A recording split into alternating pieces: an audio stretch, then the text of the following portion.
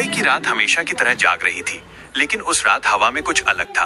शहर के बाहरी जंगलों और सुनसान इलाकों से लगातार लोगों के गायब होने की खबरें आ रही थीं। जो लोग किसी तरह बचकर लौटे, वे एक ही बात कहते, हम पर इंसान नहीं, काले भेड़ियों ने हमला किया था। पुलिस को घटनास्थल पर विशाल पंजों के निशान मिले, लेकिन कोई स्पष्ट सबूत नहीं था। मीडिया ने इस रहस्यमयी गिरोह का नाम रख दिया काले भेड़िए।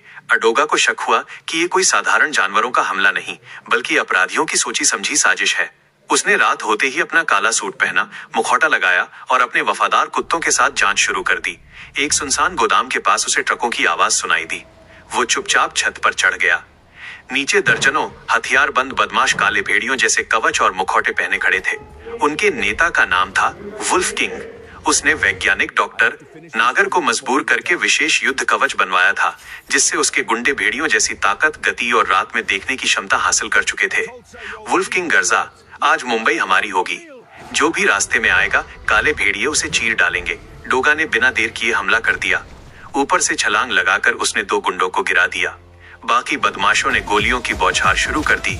डोगा बिजली जैसी फुर्ती से कंटेनरों के पीछे छिपा, फिर एक एक करके अपराधियों को निहत्था करता गया।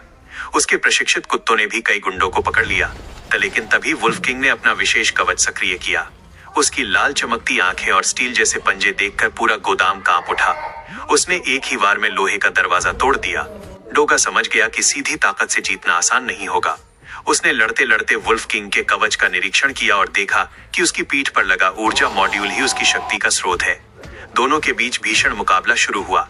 मुक्कों की गूंज से पूरा गोदाम हिलने लगा। वुल्फ किंग ने अपने पंजों से हमला किया, लेकिन डोगा हर वार से बचता रहा। सही मौका मिलते ही डोगा ऊंचे कंटेनर पर चढ़ा और तेज छलांग लगाकर वुल्फ किंग की पीठ पर जोरदार लात मारी। ऊर्जा मॉड्यूल क्षतिग्रस्त हो गया। कवच की शक्ति खत्म होते ही वुल्फ किंग कमजोर पड़ गया। उसके बाकी गुंडों के कवच भी बंद हो गए। पुलिस, जो पहले से डोगा के गुप्त संदेश पर आसपास तैनात थी, तुरंत गोदाम में पहुंच गई और पूरे गिरोह को गिरफ्तार कर लिया। डॉक्टर नागर को भी सुरक्षित बचा लिया गया। उन्होंने बताया कि वुल्फ किंग पूरे शहर में डर फैलाकर अपराध की नई सल्तनत बनाना चाहता था। अगली सुबह अखबारों की पहली खबर थी, डोगा ने काले भेड़ियों के आतंक का अंत किया।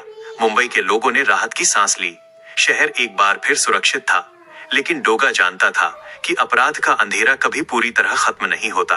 उसने अपने वफादार कुत्तों को इशारा किया और रात के सन्नाटे में गुम हो गया।